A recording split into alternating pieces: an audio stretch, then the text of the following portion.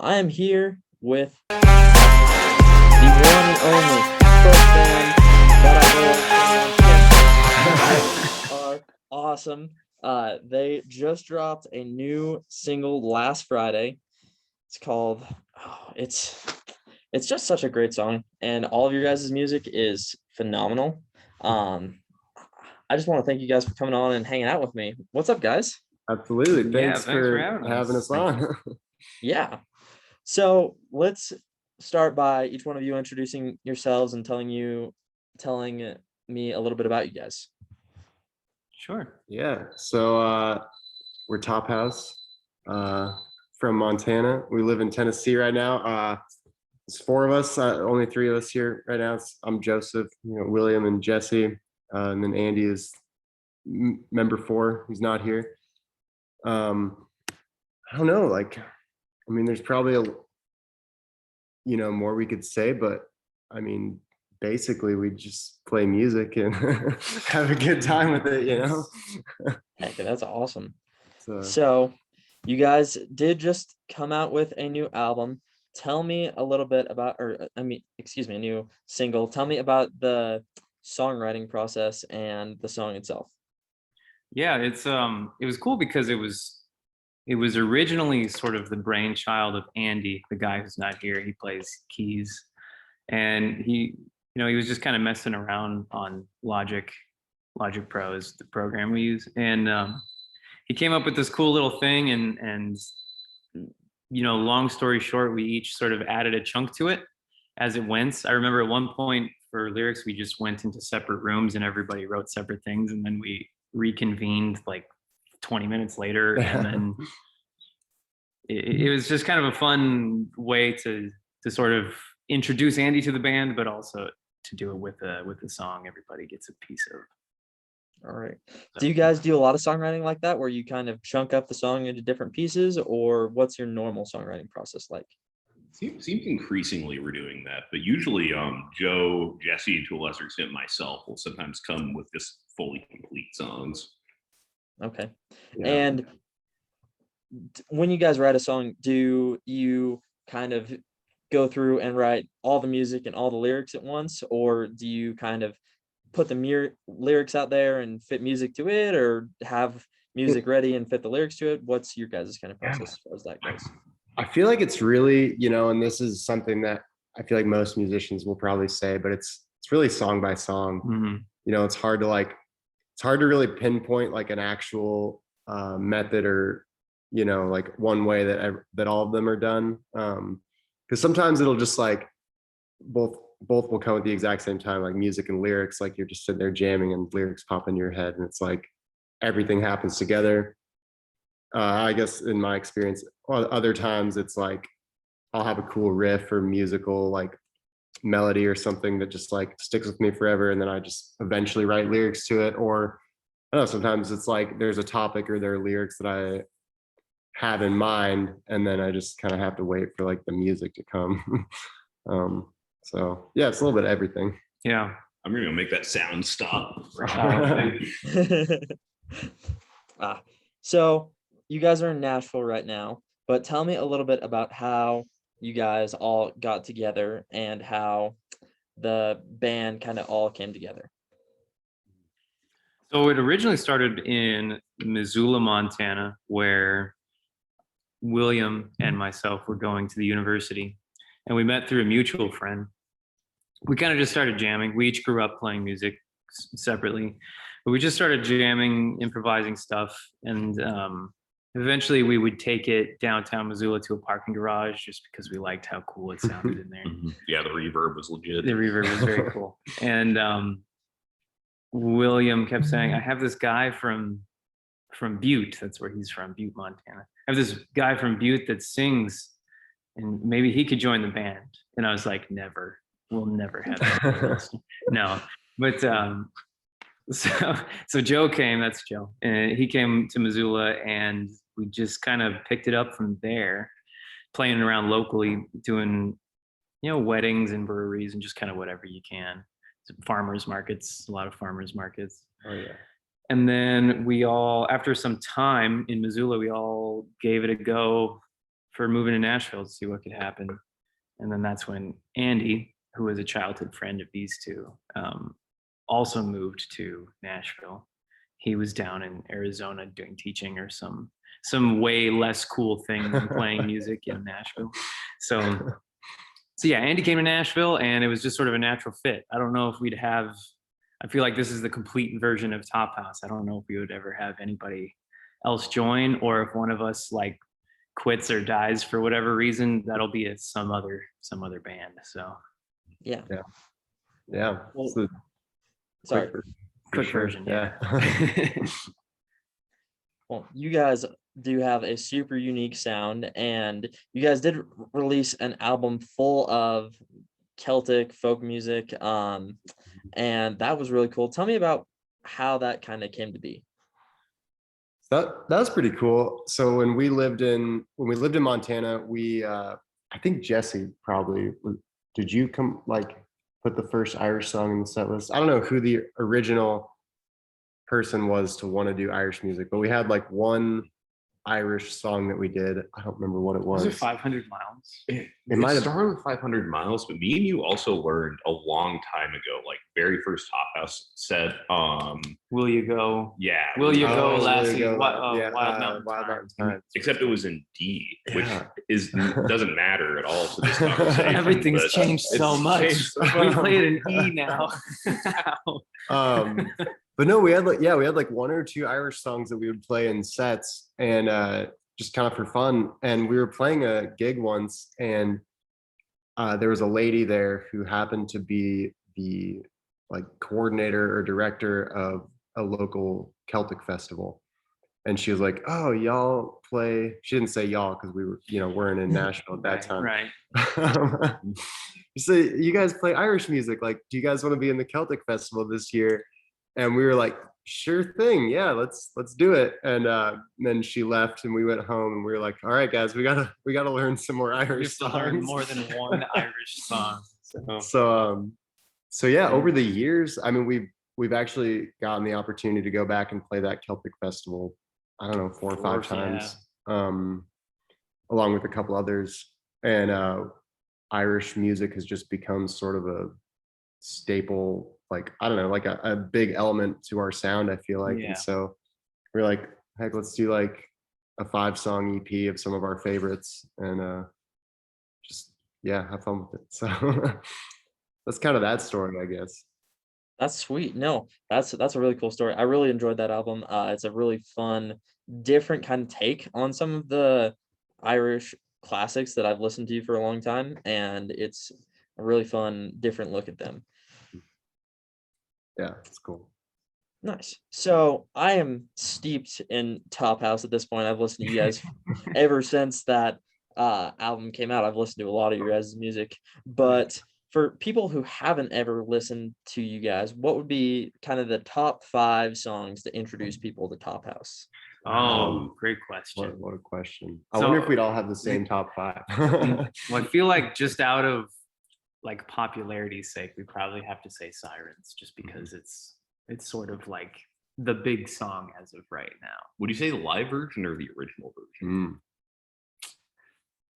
I don't know. I like the live version better, personally. Yeah. The live version Agreed. does capture a lot of the energy, and I don't know, they're both great. One of them. We'll let the listeners listen to both and then tell us. Yes. You can listen to the non-live version and then just come see us live, and Let's see, there you go. yeah, probably Sirens would be. I mean, yeah, we pretty much have to throw that in there, I would say. I would definitely throw Where Are You in there. That's an old one, but it's one of the, I guess it's one of the songs that still rings truest whenever we play it. I still kind of feel that one a lot. Yeah, it seems to be a favorite. Like, yeah, people. No one remembers like sometimes people remember specific songs like I'll Find Out or Home or Quicksand from that original EP, but the one that most people remember is Where Are You? Yeah. And then I would probably lump Company in there. I don't know if you've listened to Company yet, but it's just sort of like it's kind of upbeat and kind of raw, and it just that sort of vibe it seems very what's the word I'm looking for? Esoteric. Very esoteric. I don't know. I don't if it's know a what word that like It seems to capture Tophouse in my opinion. paleontological. I don't know. I would say like I would agree with Where Are You for sure.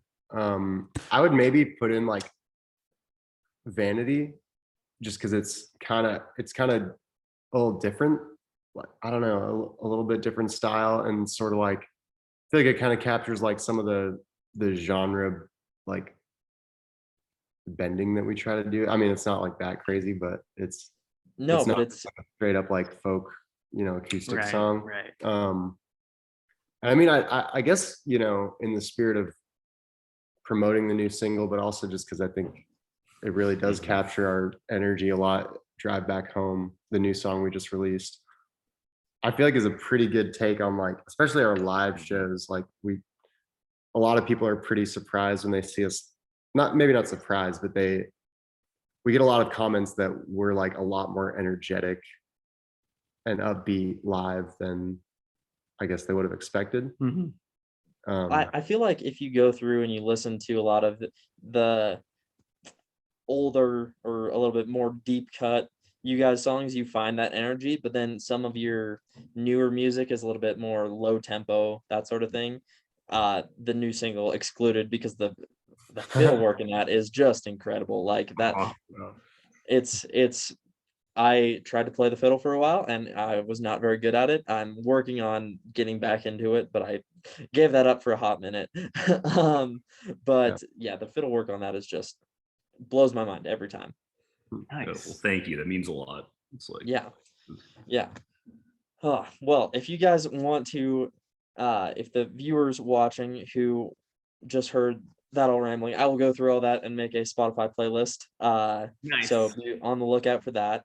But how did all of you guys get into playing music? So when I was in elementary school, I remember it must have been middle or high school, band and orchestra director types came to the elementary school and showcased some instruments and trying to get recruits essentially for the future. And I remember one of them played the clarinet, and I thought that was the coolest thing ever. And so when my parents came to pick me up, I was like, Dad, I want to play the clarinet. My dad was like, what? The clarinet? No, you want to play guitar. And I was like, oh, okay, I want to play guitar. So then, true story. So then we went to Walmart and spent, I don't know, probably like $40 on a guitar. And then it sat in the corner of my room for like 2 years, like pretty much never touched, maybe a year. I don't know how long. And then one day I was just sort of bored wandering around, and I remembered, oh, I have a guitar. And then I picked it up and just started noodling. And then one thing led to the other. And now we have millions of fans worldwide. But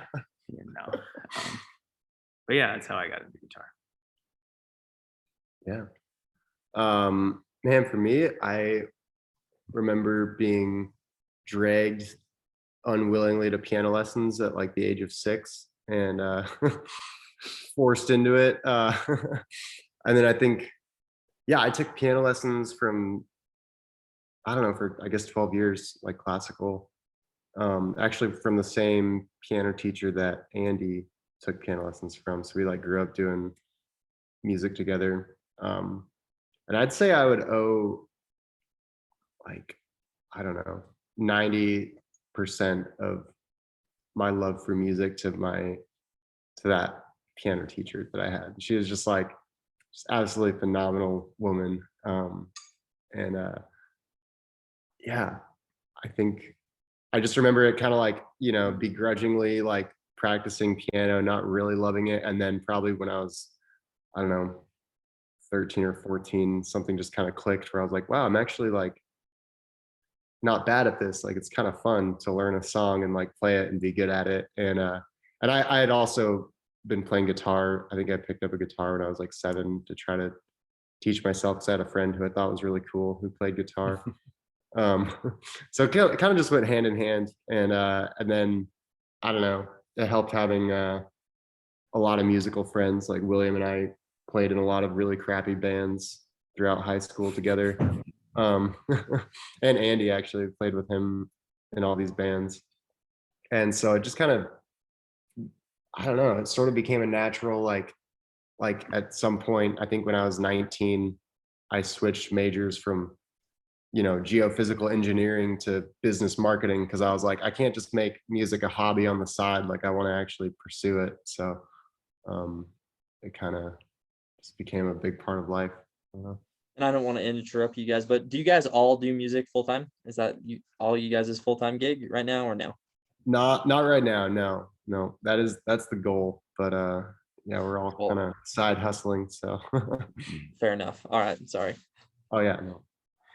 No, for me, the original, there's an old lady at like this little school I went to that ran the music department. And one day she's like, you can play the violin probably. And like, then I joined like the orchestra because like she convinced my parents I should play the violin. So she put me down for it. And I like have a vivid memory of her like writing me down on this like, like piece of 90s spreadsheet paper, and then I go in and I played for 3 weeks with no rosin on the bow, so I made no noise. And she didn't really even teach. She played cello professionally, but she didn't know really how to teach violin outside of her cello experience, so I had terrible form. Everyone did. But like at the same time, she was trying, she was trying to get people into music. That was her entire goal. And I really sucked for a while, and the class slowly atrophied over the 3 years I was at it in elementary school, to the point where it was like me and just another like 2 or 3 violin players. And then, junior high, I got my parents were like, do you want to keep doing this? So I got a private instructor that taught me on the side for a bit. I really didn't. I like kind of liked it, but not really, until there was this song called Ashokan's Farewell. It's the song in Ken Burns' Civil War. Super beautiful song. And I just like fell in love with it. And I decided I wanted to learn it with no music. Kind of, it was Dad's idea. And I failed drastically at this. But then I got the sheet music, and I was like, oh man, I was kind of close here, but I messed up here, and I was kind of close here. And so I got really into this idea of like, maybe I can play music by ear instead of just reading the notes on the page that I found boring. And I started playing in like my church's worship group, and there was this incredibly useful music where like there was guitar and piano playing it. And so there was like notes for the piano, which I could read because I was a classically trained violin player, but there were also chords. And I started to realize like, okay, these chords match up with these notes. And like, it started to kind of over a few years, like this all started to make sense to me. And I eventually joined a band with Joe that he mentioned, this terrible Christian rock band called Steadfast. And it was highly dysfunctional. But at the time, it was like the best thing I'd ever done. I'm like, I get to do whatever I want, and I get to improvise, and it was a huge deal. It's pretty awesome. So then I was hooked, and my classical career started becoming like more important to me. I went to District Music Festival. I eventually went to college. That's how I met Jesse. And yeah, so that was, but it was all because of that lady that barely even knew what she was doing. But even though she didn't really teach me correct form or anything, she still, I owe her all of my, everything when it comes to violin. So that's awesome. The way that you did her voice sounds like some old witch off an old movie. You can play the violin. Yeah. That's William's, perfect. That's William's Irish accent. Oh, that's awesome. Well, I know you guys just put out a single, but I'm greedy and I love you guys' music. So what's coming next from you guys? Well, we have a few other singles in the pipeline, and all to culminate in an EP by the end of this year. By the end of the year? End of the year. Mm-hmm. All right. On the lookout. It'll be soon. Yeah. I think, yeah, the next single, I mean, honestly, we'll probably have announced it by the time, I don't know how long the turnaround for your podcast generally are, but probably going to announce it pretty soon. So it's called The Mountain Song, and which is super creative title. But it's we're pretty jacked about it. It's kind of like another fast-paced ish. I don't know. It's song. got some. It's Tell got the a lot story of, of it. Tell the story of it, though. man. It's got a lot of ups and downs. It's a song that I was hiking a mountain with my then girlfriend, and I had a ring in my pocket because I was going to propose to her at the top of this mountain, and we were climbing the mountain, and I just like this just like melody and like lyric popped into my head of just like, why do people climb mountains? And I just kind of like started just thinking about that, like, why do people climb mountains? Like, is it just like in the song, it's like, why do people climb mountains? Is it just to reach the top and see the view? Or is there like, more in the journey, just as much in the journey? So it's pretty rad. So then, yeah, I proposed and we're married now, and finished writing it. And it's just kind of that's a fun song. It's got a lot of just ups and downs and Yeah. tempo changes, Yeah. and Building mountains into it's pretty cool. waveform. So that's the next song that's coming out that will be out. Joe's wife is very excited. Yeah. Nice. In a few weeks, honestly. So we're pretty jacked about that. And there's a That's- line in the song that says, "I'm not lying, there were bluebirds in the air," which I remember hearing, thinking, that's kind of cheesy, Joe. And then he was like, "No, I'm not lying, there were literally bluebirds in the air." There's like I was literally a bluebird. I was like, oh, Very okay. literal. proposing on top of this like mountain above the tree line, and there's a bluebird flying around. It's like, what the heck are you doing here, man? Like, there are no trees. Like, why are you here? Just wanted to make the So- scene look cool. Right, Yeah. it really did. So that had to go into the song. Based on a So true story. People will roll their eyes at that line, but it's true. So Well, if they listen to this podcast, they'll know the real story. right, exactly, Yeah. exactly. Yeah. Exactly. Well, thank you guys so much for coming on. If you guys want to tell the people where they can find you. Yeah, so William's address is Oh yeah. Bring a cake. We'll Bring a give you a cappuccino. chicken Alfredo. No, Tophouse the band. Pretty much all the places. We've got Facebook for anybody still using Facebook, but mostly Instagram and TikTok. Just Tophouse the band. Yeah, and Spotify, Spotify, iTunes, yeah, go listen. whatever on you listen to Spotify. music on.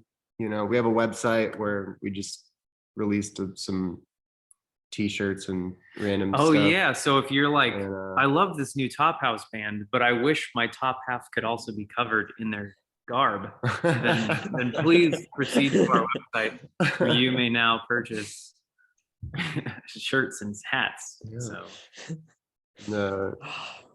You guys are Yeah. awesome. Well, be sure to go check out Spotify's, where you can find their top 5 to maybe 7 to 8 songs. yeah, However many you guys listed off. Be yeah. sure to check me out on Twitter, Facebook, Instagram, and Spotify, and wherever else pods are cast. That is Western Sounds. Thank you so much for listening, and thank you guys for coming on today. Absolutely. Thanks for having us. Thanks, Thank man. you. Appreciate it.